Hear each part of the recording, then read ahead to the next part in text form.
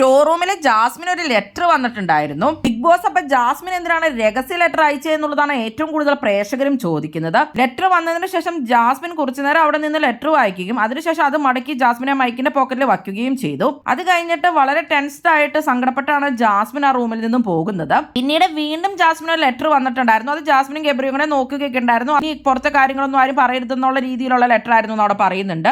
എന്നിട്ട് ജാസ്മിൻ ഈ 2 ലെറ്ററും തിരിച്ചവിടെ വയ്ക്കുന്നുണ്ട്. ആദ്യം വന്ന ലെറ്ററിൽ അപ്പൊ എന്താണെന്ന് പറയുന്നില്ല. അതുകൊണ്ടാണ് ഏറ്റവും കൂടുതൽ പ്രേക്ഷകരും അതിനെപ്പറ്റി ചോദിക്കുന്നത്. അത് മാത്രമല്ല, വേണമെങ്കിൽ ബിഗ് ബോസിന് അത് ടെലികാസ്റ്റ് ചെയ്യാണ്ടിരിക്കാം. പക്ഷെ ബിഗ് ബോസ് അത് നമ്മളെ കാണിച്ചിട്ടുണ്ട്. ചിലപ്പോൾ ഇത് ചർച്ച വിഷയം ആവാൻ തന്നെയായിരിക്കും അങ്ങനെ ചെയ്തിട്ടുണ്ടാവുക.